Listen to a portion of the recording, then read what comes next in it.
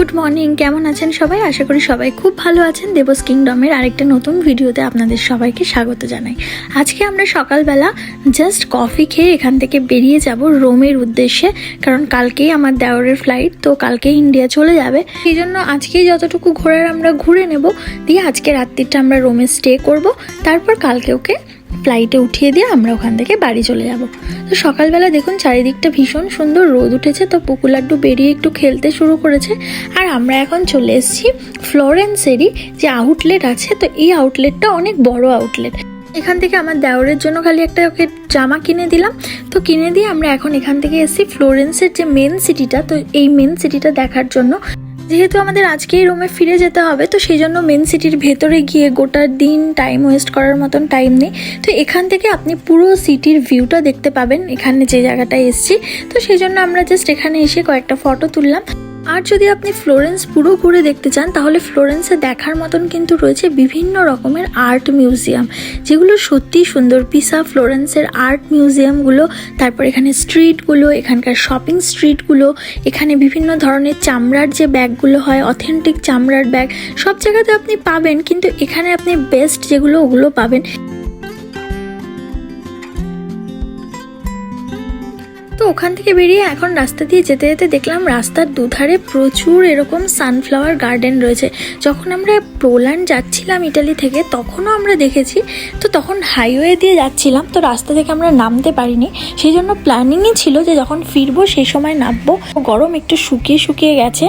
আর এখানে যে ফুলগুলো দেখতে পাচ্ছেন, এই বাগানগুলো থেকে কিন্তু মেনলি সানফ্লাওয়ার সিড কালেক্ট করা হয় আর সানফ্লাওয়ার অয়েল কালেক্ট করা হয়। এখন আমরা সানফ্লাওয়ার গার্ডেনের পাশেই রয়েছে ভাইনার্ড, তো এই ভাইনার্ডে চলে এসেছি। আর ভাইনার্ডে এসে দেখছি প্রচুর আঙুর হয়েছে গাছে, কিন্তু এই আঙুরগুলো কিন্তু একটু ডিফারেন্ট। এই আঙুরগুলো মানে দোকানে বাজারে যে আমরা যে আঙুর কিনে খাই, সেই আঙুরগুলো থেকে একটু আলাদা। এগুলো সাধারণত একটু টক হয়ে থাকে, আর এইগুলো কিন্তু দোকানে বিক্রি হয় না। এইগুলো থেকে পার্টিকুলারই ওয়াইন তৈরি হয়। তো ওয়াইনের এখানে অনেক ভাইনার্ড রয়েছে, কিন্তু আজকে যেহেতু সানডে, তো সেই জন্য ভাইনার্ডগুলো বন্ধ ছিল। তো ফাইনালি আমরা এখান থেকে রোমে চলে এসেছি। এখন রোমে আস্তে আস্তে রাস্তায় হয়েছিল অ্যাক্সিডেন্ট, তো সেই জন্য প্রচুর লেট হয়ে গেছে। আমরা চলে এসেছি আমাদের কন্টেনার হাউসে। রোমে আসলে আমরা যখনই আসি আমরা কন্টেনার হাউসে থাকি। এটা অ্যাকচুয়ালি চিয়াম্পিনো এয়ারপোর্টের কাছে ক্যাম্পিং ভিলেজ। তো ক্যাম্পিং ভিলেজে এরকম কন্টেনার হাউস আছে। এখানে চাইলে আপনি ক্যাম্পার নিয়েও আসতে পারেন, এখানে চাইলে আপনি টেন্ট করেও থাকতে পারেন, আবার এখানে চাইলে আপনি এরকম কন্টেনার বুক করতে পারেন। এগুলো আসলে অ্যাকচুয়ালি ছোট ছোট ক্যারাভ্যান, তো আপনি যেরকম চান সেই রকম রিকোয়ারমেন্ট অনুযায়ী এখানে ঘর বুক করতে পারেন। কেউ বড় ক্যাম্পার নেয়, কেউ ছোট ক্যাম্পার নেয়। তো আমরা যেহেতু অনেকে ছিলাম, তো আমরা বড় ক্যাম্পার বুক করেছিলাম। তো এক রাতে এখানে মোটামুটি সিজনের ভাড়া হচ্ছে 190, 200, এবার ডিলাক্স হলে 250 এরকম পার নাইট ভাড়া। আর যদি আপনি টেন্টে থাকতে চান, নিজস্ব টেন্ট এনেও থাকতে পারেন, আবার এদের টেন্ট নিয়েও আপনি ভাড়া থাকতে পারেন। তো সেক্ষেত্রে ডিফারেন্ট চার্জেস হয়। শুধু যদি আপনি নিজে টেন্ট নিয়ে এসে শুধু জায়গা স্পট বুকিং করে থাকতে চান, তাহলে 10 to 15, 20 ইউরো সিজনাল, আর উইন্টারের সময় তো 10 ইউরোতেও পেয়ে যাবেন। এখন দেখুন সকালবেলা বাইরেটা দেখাই। বাইরে এখানে অনেকটা জায়গা নিয়ে, তো এখানে আপনি চাইলে পার্টিও অর্গানাইজ করতে পারেন, এখানে এসে বারবিকিউও করতে পারেন। আর এখানে সকালবেলা ঘুম থেকে উঠে সকালটা একদম শান্ত শিষ্ট, মানে লোকজন যখন সেভাবে ওঠে না, তখন সকালটা এরকম থাকে। আর ভীষণ পরিষ্কার পরিচ্ছন্ন, নিট অ্যান্ড ক্লিন। এখানে পেটস নিয়েও আসা যায়।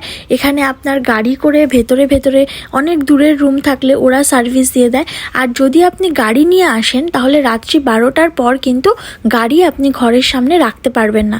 সেক্ষেত্রে রাত্রি 12টা থেকে সকাল 6টা পর্যন্ত এরা এটা নতুন নিয়ম করেছে যে গাড়ি একদম ওদের রিসেপশনের সামনে যে জায়গা আছে, তো সেখানে রাখতে হয়। আর এই ধরনের যে গাড়িগুলো হয়, ওই গাড়িগুলো করে ওরা রুম টু রুম সার্ভিস দিয়ে দেয়। আর সকালবেলা আপনাকে গিয়ে গাড়ি আবার ওখান থেকে আপনি নিজের রুমে নিয়ে আসতে পারেন। এখন যেখানে এসছি, এখানে ব্রেকফাস্ট আমাদের ইনক্লুডেড ছিল। তো ব্রেকফাস্টেও অনেক রকমের আইটেম ছিল, কিন্তু যেহেতু কেউ আমার সঙ্গে আসেনি, আমি একাই এসছি ঘুরতে, তো আমি এখন ব্রেকফাস্ট সেই জন্য করব না। কিন্তু দেখুন চারিদিকে কত সুন্দর, কত রকমের ফুল ফুটেছে। সামারের সময় বেশ এরকম ফুলে ভরা থাকে চারিদিকটা। আমি এখন সকালবেলা রুমে এসে গেছি। রুমে এসে দেখছি এরা এখনো কেউ রেডি হয়নি। পুকুলাড্ডু ঘুম থেকে ওঠেনি।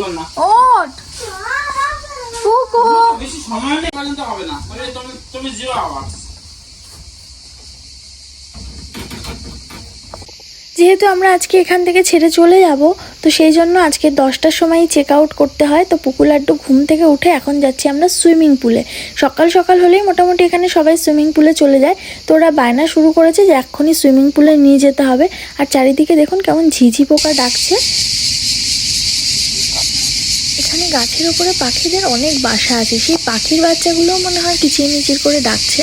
শহরে ঘুরতে এলে শহরের কোলাহল ছেড়ে যদি একটু ফাঁকায় ফাঁকায় সুন্দরভাবে থাকতে চান, তাহলে এই জায়গাটা বেস্ট অপশন থাকার জন্য।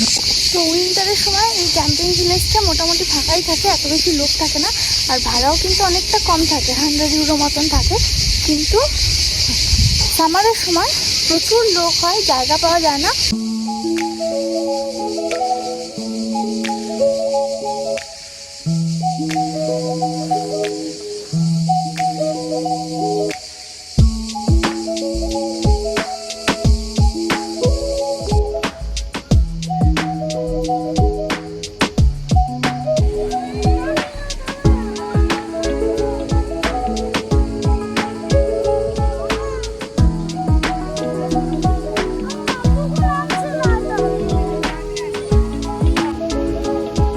প্রচণ্ড রোদ এখানে, মোটামুটি এখন 45 ডিগ্রি সেলসিয়াস। এখানে যদি আপনি নামেন বা জলে এখানে একদিন থাকেন, তাহলে মোটামুটি আপনি এমন ট্যান হবেন যে সানস্ক্রিন মেখে নামলেও মোটামুটি 5-6 মাসের আগে ওই ট্যান রিমুভ হওয়া সম্ভব না।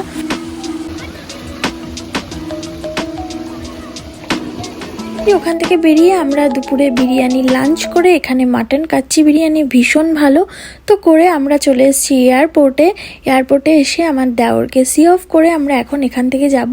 এতদিনের ট্যুর মোটামুটি এডুকেশন পারপাসে আর ওদের সাথে দেখা করার পারপাসে যে ট্যুরটা করেছিলাম সেটার একদম শেষ পর্যায়ে। তো যাই হোক, ফাইনালি ওকে আমরা সি অফ করে এখান থেকে খুব শিগগিরই আবার ইন্ডিয়াতে আমাদের সঙ্গে দেখা হবে ওর। এখন আমরা চলে এসেছি ওই বৌদিদের বাড়িতে। এই যে আস্তে আস্তে নিচের ঘরে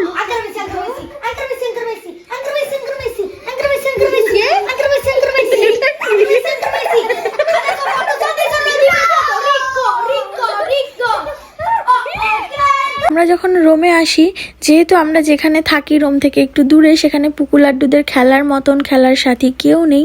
তো সেই জন্য যখন রোমে আসি, তো ওরা একসঙ্গে আমাদের যে বন্ধুরা আছে ওদের এখানে থাকতে ভালোবাসে, ওদের সাথে খেলতে ভালোবাসে, আর ওরাও পুকু লাড্ডুর সাথে খেলতে ভীষণ পছন্দ করে।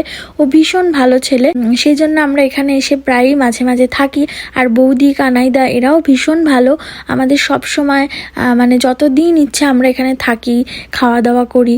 তো তারাও আমাদের মানে সব রকমভাবে এন্টারটেন করে সব সময়। লাড্ডুকে সবাই এখানে জন্মাতে দেখেছে, সেই সময় পুকুও ভীষণ ছোট ছিল, জয়েশও ভীষণ ছোট, জয়েশ পুকুর থেকে মাত্র 1 বছরের বড়। তো ওদের বন্ডিংটা ভীষণ ভালো, ওরা যখনই আসে একসাথে খেলা করে, আর বাংলায় কথা বলতে পারে, বাংলায় শিখতে পারে। তো ওখানে গেলে, আমাদের ওখানে ফিরে গেলে আবার সব ইটালিয়ান, আর না হলে স্টুডেন্ট যারা সুদীপের আমাদের বাড়িতে আসে, তো ওদের সাথে ওরা অত ভালো মিশতেও পারে না। টুকু টাইমে আমরা গল্প করতে করতে বৌদি আমাদের জন্য ডিনারও রেডি করে ফেলেছে, আর বলছে আজকে আমাদের যেতে দেবে না, আজকে এখানে থাকতে হবে। কত কিছু বানিয়েছে দেখুন।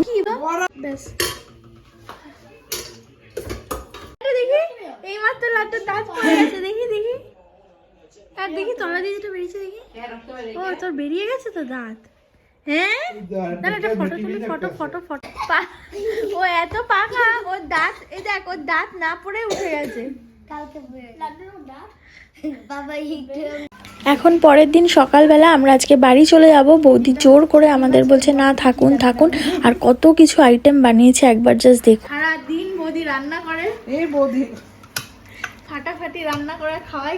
এখন বানাচ্ছে এটা বৌদির স্পেশাল চিংড়ির বড়া, আমি রেসিপিটা শিখে নিয়েছি। আর এখানে রয়েছে দেখুন শুটকির ভর্তা, এটা তো দেখেই মনে হচ্ছে খুব টেস্টি হবে খেতে। আর এখানে রয়েছে চিকেন কারি, যেটা খুবই টেস্টি হয়েছিল খেতে। আরও বানিয়েছে দেখুন কত কিছু বানানোর কোনো দরকারই ছিল না, সুদীপ তো মাছ মাংস কিছু খায়ও না। তো যাই হোক, বৌদি যখনই আমরা আসি তখনই পঞ্চপদে এরকমভাবে খাওয়ায়। আর যেখানে আপনি যাবেন সেখানে যদি আপনার আন্তরিকতা না থাকে, দেখবেন সেখানে গিয়ে আপনার কোনো কিছুই ভালো লাগবে না। মানুষ যদি আন্তরিকতার সাথে আপনাকে ডাল ভাত আলু সেদ্ধ খাওয়ায় না, তো সেটাও দেখবেন অনেক ভালো লাগে খেতে। কিন্তু বৌদি আমাদের যখনই আসি সবসময় প্রচুর রান্না করে খাওয়ায়। আর এই বৌদিকে একমাত্র আমি দেখেছি যার কোনো ক্লান্তি নেই, বৌদি রান্না করে এরকমভাবে সবাইকে হাসি মুখে খাওয়ায়, কোনো বিরক্ত প্রকাশ করে না। জিনিসটা আমার খুব ভালো লাগে আর ওনার থেকে কিন্তু এটা অনেক কিছু শেখারও বিষয়। আমরা খাওয়া দাওয়া করে এখন আমাদের বাড়ির উদ্দেশ্যে রওনা দিয়ে দিয়েছি। তো চলুন আজকের ভিডিওটা এখানেই শেষ করলাম, আর সেই সঙ্গে সঙ্গে আমাদের পোল্যান্ড ভ্রমণের ভিডিওগুলো এখানে শেষ করলাম। আবার দেখা হবে নতুন একটা ভিডিও নিয়ে। সবাই ভালো থাকবেন, সুস্থ থাকবেন। প্লিজ প্লিজ দেবস কিংডম সাবস্ক্রাইব করবেন, শেয়ার করবেন, আর আমাকে জানাবেন ভিডিওগুলো আপনাদের কেমন লাগছে বা আপনারা ইটালি সম্পর্কে নতুন কি জানতে চান। তো আমি চেষ্টা করব তার উপরে ভিডিও করার। তো চলুন এখন ভিডিওটা এখানেই শেষ করলাম। টাটা।